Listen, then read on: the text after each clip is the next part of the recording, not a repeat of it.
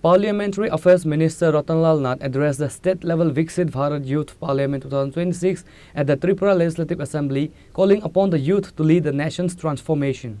The program saw youth representatives from all 8 districts of Tripura. Minister Ratanlal Nath emphasized that with only 22 years remaining until the centenary of India's independence, the youth must lay a strong foundation to make India the world's #1 nation by 2047.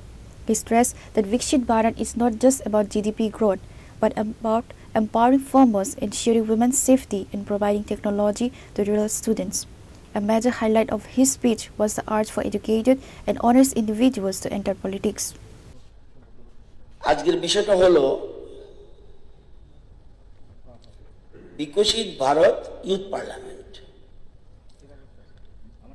এবং সাবজেক্টটা দেওয়া হয়েছে খুব সম্ভব central budget 26-27।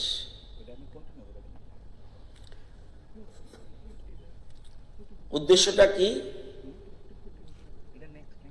আমাদের দেশ স্বাধীন হয়েছে 1947, 2047-এ আমাদের দেশ নাম্বার 1-এ পৌঁছতে হবে। এক ভারত শ্রেষ্ঠ ভারত, এটা লাইন। তার মানে 22 বছর বাকি আছে। তাহলে 22 বছর বাকি থাকলে 22 তলা বিল্ডিং করতে গেলে বেসটা স্ট্রং লাগে। আমার মতো বুড়ো মানুষ দিয়ে হবে না।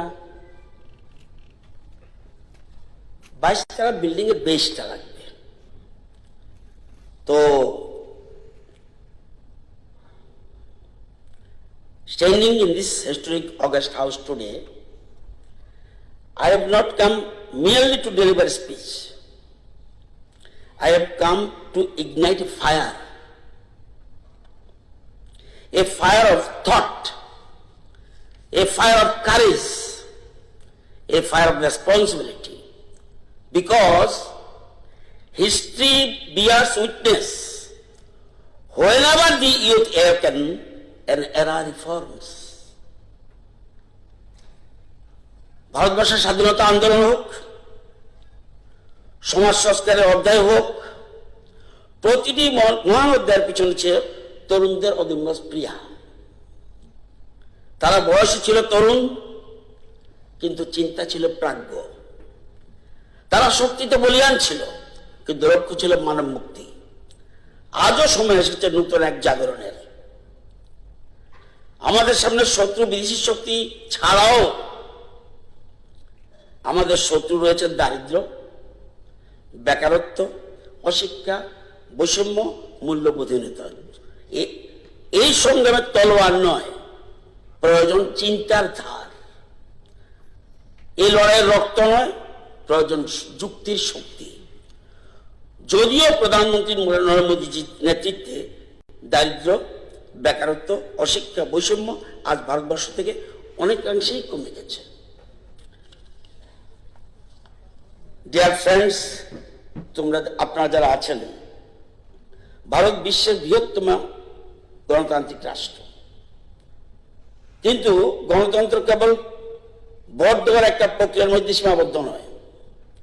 গণতন্ত্র হলো বিবেকের চর্চা, ভিন্ন মতকে সম্মান করার সাহস।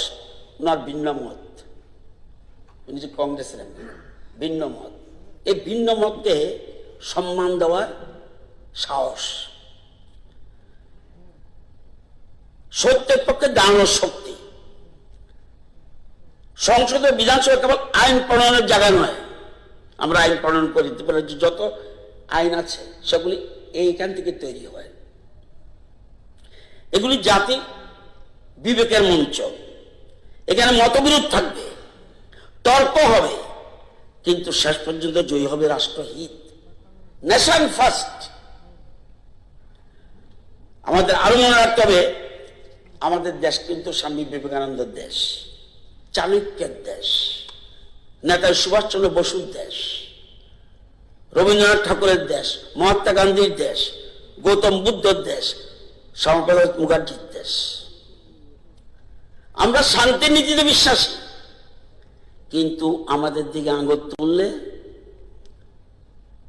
সেটার জবাব আমরা দিতে জানি। কারণ এই দেশের বর্তমান নেতৃত্ব দিচ্ছেন প্রধানমন্ত্রী Narendra Modi.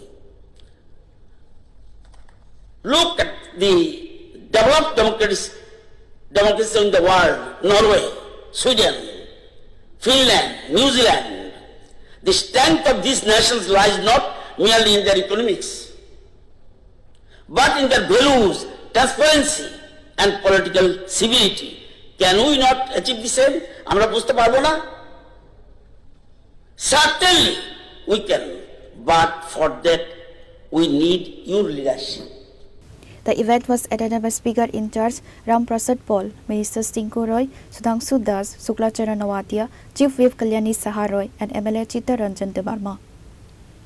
Reporter by Pranav from Agatla, Chini Khora.